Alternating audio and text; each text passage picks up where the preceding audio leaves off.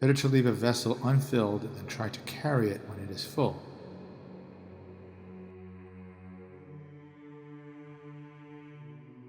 You can think about how often we fear having our vessel unfilled. And vessel unfilled can be potential unrealized, like the yin aspect, receptive, not speaking, but also the mind, empty, not knowing, not needing to know. When we try to carry it when it's full, that's a mind or a schedule that's filled to the brim, so it's going to spill, and it's going to be a strain to lift. We may really want to fill that with water, especially if we feel very thirsty or we feel we need it to cross some deserted desert. In fact, scarcity mindset has us try to fill our mind with ideas and certainty. It's so prevalent. It can also relate to money, just trying to chase money and security, then the heart contracts. And when you sharpen a blade over and over again, it blunts. So this is keeping with the Taoist idea of just being dull, just being plain, just being boring, not being impressive, not having people listen to you. In fact, they probably will dismiss you. Because if you care about other people's approval, you're the prisoner. So the Taoist fool was like, I'm just not going to deal with it. I'm just not going to try to impress anybody. And then this very simple phrase, do your work. And this is tricky in today's world. I think when this was written, work was a little simpler, like blacksmith or carpenter or farmer. You knew what needed to be done. It was probably done for generations. It was all very clear. Now work, we're pushed beyond what's reasonable. We're doing things we may not really want to do. We have other options perhaps. We're not sure. It's a little hard to just do your work, but let's just leave it as it is. Do your work, step back. So it's not bringing it home at night. It's not bringing it home at the weekend. It's not insisting that people approve of what you've done. And without that, there's no serenity. So serenity comes by doing what is expected, maybe nothing more, nothing less. Turning the tables. That expression comes from Jesus, turning the tables in the temple because they were doing money exchange. And in general, it's part of a theme when there was criticism of orthodoxy. And then the death of his friend also was upsetting. But there's very few moments where there's anything but peace, because there's no need to make things happen, and there's no need to know what's happening. That's often the case when people are awakened. They're just at peace. They feel one. They're not arguing with life. They're not telling life how to go, and they're not asking questions that are not going to be answered. But of course, in the final day, wanting his friends to stay up with him, and then wanting to know why he was being forsaken, very human and natural. But these few incidences of non-peaceful behavior help us to highlight a model that we might want to follow.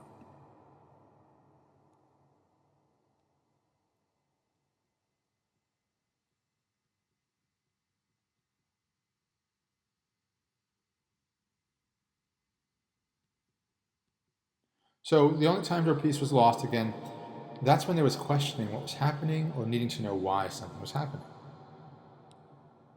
Now, in our lives, when people say, well, what would Jesus do? I think it might be more helpful and simple to ask, how can I find peace in what has happened, is happening, and what seems likely to happen? So you look into your past, and you think, oh gosh, there's a lot of pain there. There's a lot of things that didn't go the way I wanted to. Childhood trauma, disappointments, failures. And as we get older, there's more, the list goes on, it gets bigger and bigger. And maybe what's happening now, maybe we're just feeling lonely, or we're feeling unfulfilled or bored, or not living up to our potential, or stressed, attached. And as we look to the future, maybe we don't really see anything that's all that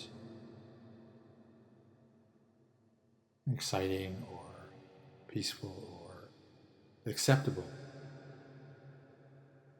And so instead of acting like with spiritual bypass, acting like there's no problem and everything's fine, Instead, what we're doing is we're going into the pain that's happening.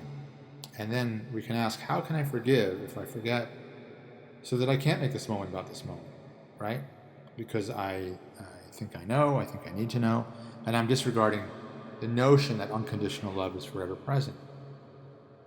That, I think, is the lesson from the Bible, is this idea that if we can just set aside the belief that we know, just set aside the belief that we need to know, and disregard the notion that unconditional love is gone, just the opportunity, the possibility that love is forever there, then we are going to lose our peace and we can't make this moment about this moment, because then we're looking for conditional love, or we're explaining who's to blame for the lack of love. So every time we're complaining about the lack of love, or thinking about conditional love, or acting in order to get conditional love from our inner and outer critics, that is a reminder, that is a temple bell, that unconditional love is always there. So the first card that we got was the Hermit. And it's answering this question, how can I find peace? What's happened is happening and is likely to happen. How can I forgive if I can't make this moment about this moment due to feeling I know, need to know, or disregarding the notion that unconditional love is present? The Hermit is what came up. And this card is about withdrawing from events and relationships to look inside and rejuvenate. And we can do that literally by living alone, living outside of civilization, or we can just do it by taking some time after work and on the weekends to just set aside that need to control things, that need to avoid criticism, which is so prevalent in today's workplace. We can listen to our inner voice and hold a light to the shadows and the suppressed thoughts. And you'll notice in this picture and some to follow, the lantern is shining towards sphere 7, if we impose the tree of life onto this figure. And the horse is looking that way as well. And sphere 7, if you've heard my talks about the free child, positive or negative, the individual. And it comes out of the idea of purpose and expansion, which comes out of the idea of creativity. The farther away we get from the creative source on the right side of the tree, the more we interpret it in lower consciousness. And so at sphere 7, we still may be free child, but it's very much about positive free child, but it's still about us and what we want, and not taking into regard the group or the limitations of the group. In its best form, it's the dynamic feminine. But often it's just rebellion, conquest, escape. So the Hermit's willing to look at all of that. Not just escape the group, but look at what is looking to escape the group. And again, this figure has a lantern on both sides, and he's looking straight at us. So this is where we're considering balance, and we're looking at the sunrise, the call, and the sunset, the return. So call, trial, return, barter. And so one lantern is shining on sphere 8, which is the traditional direction of the Hermit card in the Rider-Waite, but the other lantern is shining at sphere 7. But you'll notice that lantern is higher up. It's really where sphere 2 would be. So it's not just the free child and what is rejuvenating and fun, but also going to the source of creativity. And then this lantern is on the normal side, the left side, the traditional side, where sphere 8 is, but you can see this person is definitely an iconoclast, unique, revolutionary, cutting edge, but not done, ideally, not done to challenge sphere 8, right? If we fear the static masculine, those structures, fear authority, then we may shine a light to see what is wrong with the group space in order to justify our retreat from it. But in this case, with sunglasses on and a very large lantern, this individual is looking to set himself apart from sphere 8, but not in a way that is needing to rebel or needing to run away, but to understand.